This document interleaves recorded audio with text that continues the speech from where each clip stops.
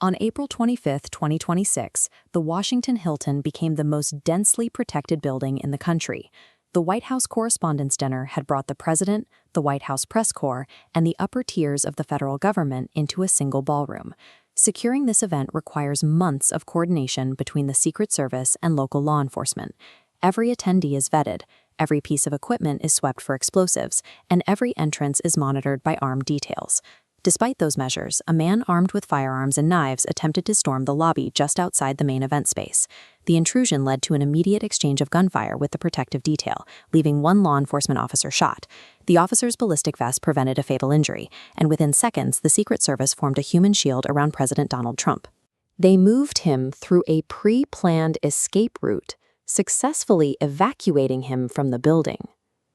While the tactical response prevented a tragedy, it revealed a gap in the perimeter. An armed assailant successfully navigated through the building to within a lobby's distance of the president. Investigators identified the suspect as 31-year-old Cole Thomas Allen, a California resident who had traveled to the Capitol with an arsenal of weapons. After analyzing Allen's digital footprint and physical belongings, the FBI firmly concluded he had no ties to any organized groups. He had planned and executed the approach entirely on his own. Following his evacuation, President Trump addressed the media, confirming the findings of the preliminary investigation and characterizing Allen as a lone wolf. The physical threat ended the moment Allen encountered the inner security ring. Tactical units ensured the suspect was in custody before he could reach the ballroom. The Washington Hilton is a massive public commercial property with hundreds of rooms and multiple points of entry for paying guests. This design serves hotel needs, but creates specific challenges for a Secret Service detail. Presidential security has an outer ring for entrances and a tight inner ring. As a registered guest, Allen legally bypassed the outer ring. This loophole let him carry weapons through corridors undetected, only hitting the inner perimeter at the lobby.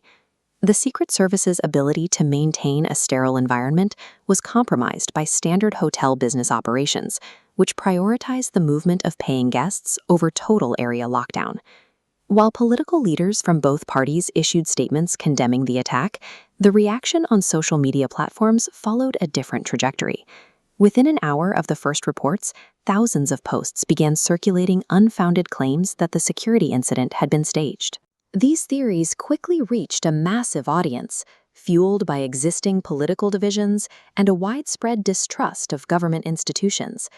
The Secret Service successfully protected the president in the physical world, but the rapid spread of conspiracy theories showed that the digital environment was far more difficult to control.